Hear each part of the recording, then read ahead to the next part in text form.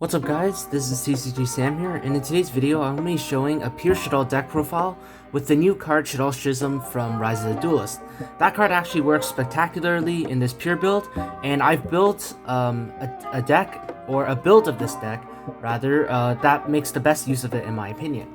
So anyways, without further ado, let's begin. Alright, starting off with the monsters, 3 Shaddoll Squamata, 3 Shaddoll Wendy. This is pretty standard, I'm not really going to explain this. Squamata is especially important in this build with Shaddoll Schism, and I'm sure some of you already know why, but I'm going to show you later on why that's important. But anyways, 3 of each is definitely mandatory because they're the best ones. Next, I play triple Shaddoll Hedgehog. I think 3 is the right number in a pure build because you want to keep hand advantage to keep fusion summoning, and when you brick, you want to be able to set it and search a fusion spell because you don't have access to like Alistair and Invocation in this build. Next, 2 Beasts, pretty standard, don't want to draw it, but it's like one of the best targets, if not the best target to summon off Shaddoll Wendy, and it's good to send to the grave for a draw to try to draw into outs to break boards and stuff like that. Then 1 Dragon, 1 Aerial. I think this is pretty standard. Nothing more needs to be said about them. Aerial is really good for your grind game and combos well with Fresh Shaddoll Reincarnation. And Aerial combos especially well with Shaddoll Schism because you need to banish monsters for it to summon your guys. And Shaddoll Dragon is just really nice against back row decks. And in this deck, there's a kind of a cool combo that lets you use Dragon as an interruption. So I'll be able to show that at the end. And then triple Mathematician. Obviously, probably the normal summon you do want to open in this deck. It's really good for this deck, and it combos really well with Shaddoll Schism. Like I said, I'm going to show that at the end, so keep watching for that. But otherwise, it's a really good card, honorary Shaddoll card, if anything. And then I just play 1 of each of the clowns. I actually considered like cutting these at the beginning, but like the only reason I kept them in is because they're really necessary for the 1 card OTK with Shaddoll Fusion going second.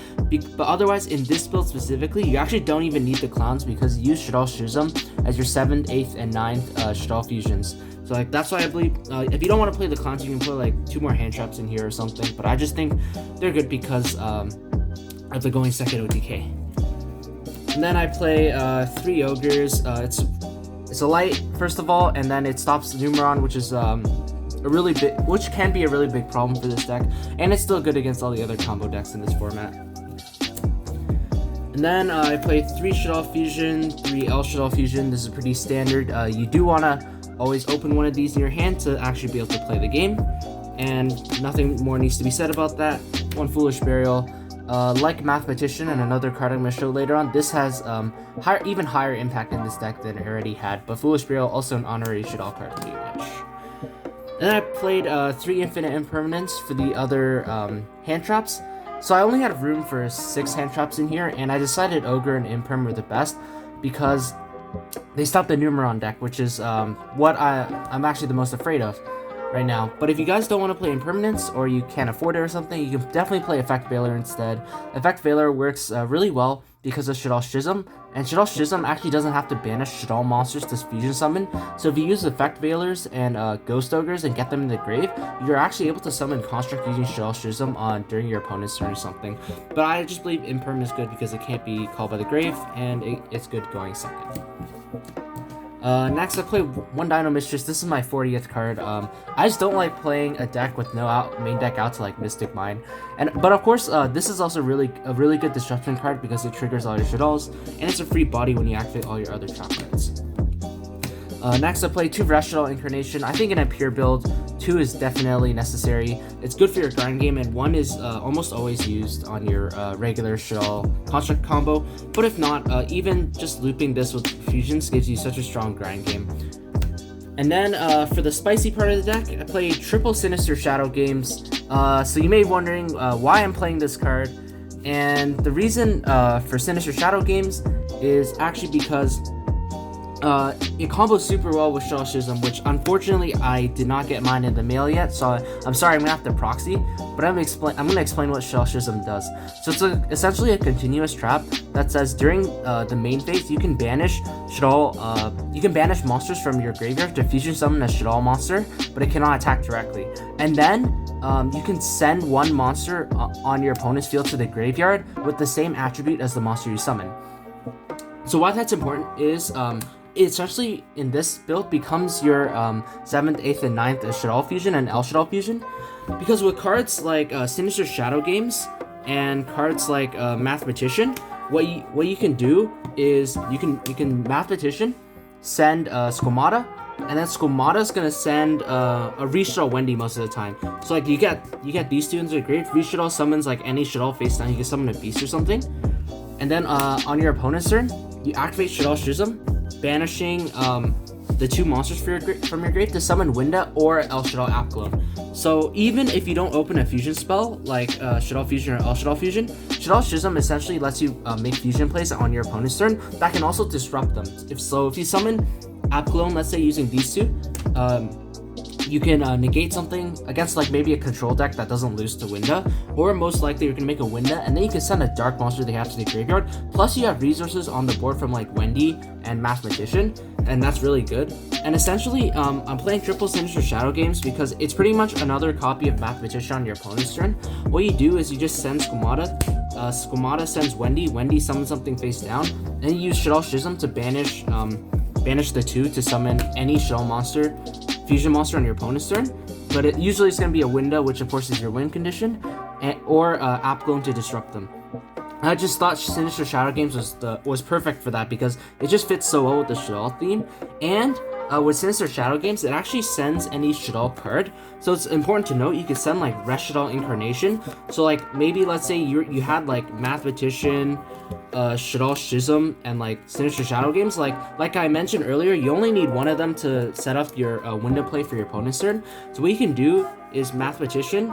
You can like send Squamata, and then Squamata sends a Reshaddoll Wendy, and then Reshaddoll Wendy like sets a beast or something. Or no, in this case, actually, sorry, you want to set specifically Dragon. So like, then you can like set the Schism and the Sinister Shadow Games. So on your opponent's turn, you can Schism, like I mentioned before, to summon an Apclone, or let me just get it out here. You can summon a Winda, or you can summon like Apclone, which is just really powerful, because your opponent also like has to play around your back row now. They can't just even if they have like Twin Twisters or whatever, you can just obviously chain the Schism and summon something if they don't shotgun it in the standby phase.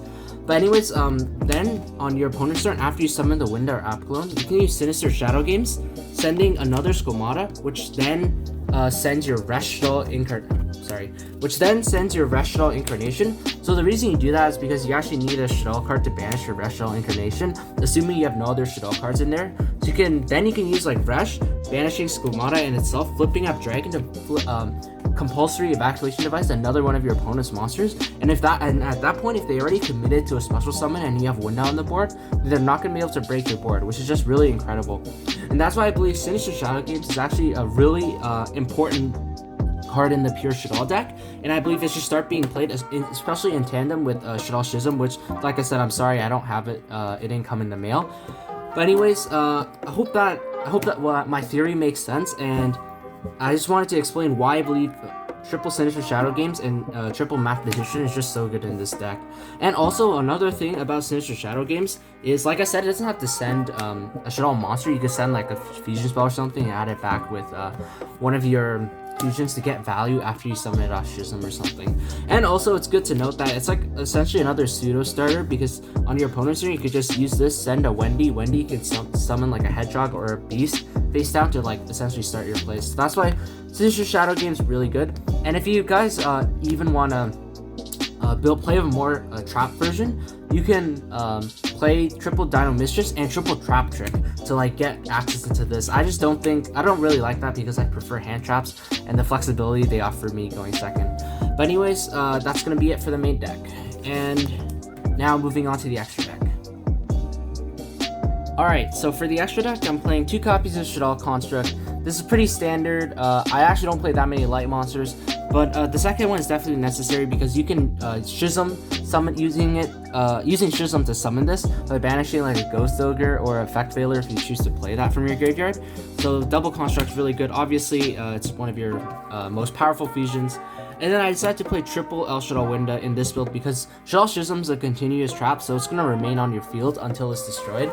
And pretty much, if you keep summoning windas, they're eventually going to round up outs to it. And also, the fact that Shaddoll Schism only needs resources in your graveyard, so you can do your regular fusion plays with the fusion spells in your hand, get the stuff in the graveyard, trigger their effects, and then on their turn, use Schism to summon an extra winda for an extra interruption. That's why it's just really powerful.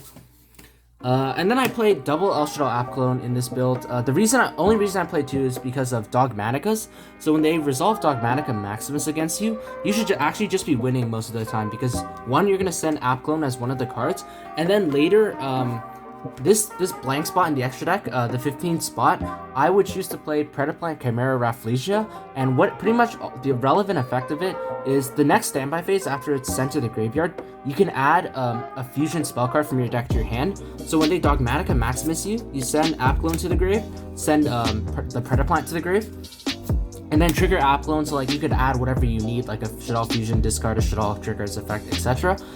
And still have another one in your extra deck to actually be able to summon for fusion plays later on. And then the Chimera Rafflesia in the standby phase is gonna add you a El Shaddoll Fusion or something, so you have an extra fusion spell to keep playing through your opponent's board. So actually, you're gonna be going like +2 against them when they Maximus you. So actually, this deck should have a really good matchup against the Dogmatica deck. And then finally, I play one Shekanaga because it's a pure Shaddoll build, and the other attributes aren't really that good, but I find myself sometimes needing to use Mathematician for this, and if Mathematician goes to grave, obviously Shaddoll Schism can summon this, plus its effect is actually not too bad. It's kind of like a pseudo-interrupt, so Shekanaga is actually not too bad. And then for the links, Gravity Controller, I believe this is necessary in all Shaddoll decks because of its versatility, allowing you to send something from your extra monster zone just to get a free card back from your graveyard, or in the case of App Clone, get something from your deck. And then I play one Cross Sheep. This is pretty mandatory in my opinion because it just helps you push into further link plays or gets you more fusion material back. And the further link plays you're gonna climb into Boros or Dragon to kill them, which is necessary for the 1 card Shaddoll Fusion OTK. So actually for the last 4 slots, this is what I have right now. I play the 2 Nightmares, the Appaloosa, and the Chimera Rafflesia, which I also don't have. I'm actually gonna put the card description in the link in the comments below, so be sure to check that out. I'm gonna put Shaddoll Schism and Predaplant Chimera Rafflesia, the text in the comments, so you guys actually know what it does. But anyways, these 4 slots I would say are like flex slots. You really don't need all the space in your extra deck. So like I play Appaloosa because of the going first combo. In case you draw like the 1 of performing damage jugglers, whatever, you get to make an Appaloosa going first. And the 2 Nightmares are just the most generic cards. They're always good to have, and obviously the Chimera Rafflesia for Dogmaticas. But if you guys don't want to play these, you can definitely swap these out. I would recommend keeping the Chimera Rafflesia for sure, but for these 3 slots, you can play like 3 super poly targets or something. Like I believe there's a Dragon Knight Draco Quest or something as a super poly target against the Infernoble Knights. And you can play like the regular Mud Dragon or Starving Venom or Dragostapelia if your locals has a bunch of fusion decks or something. So yeah, these 3 slots are flex slots, so you guys can definitely play whatever you want. Alright, so if you watched all the way until the end, I just want to say thank you so much for watching. Hopefully you guys enjoyed this video. If you guys like this video, please remember to leave a like and subscribe because it really keeps me motivated to keep posting new videos like this. And also, tell me in the comments, do you think my theory with triple Sinister Shadow games is good with triple Shaddoll Schism, or do you think the ratio should be significantly different in the pure deck? Please do let me know in the comments below because I'm open to suggestions and I want to hear what you guys think. Maybe some of you are more avid Shaddoll players than I am, so like you can offer some new insights on the deck for everyone to see. But anyways, please remember to leave a like and subscribe, and I hope you guys enjoyed once again. And thank you guys so much for watching once again, and I will see you next time.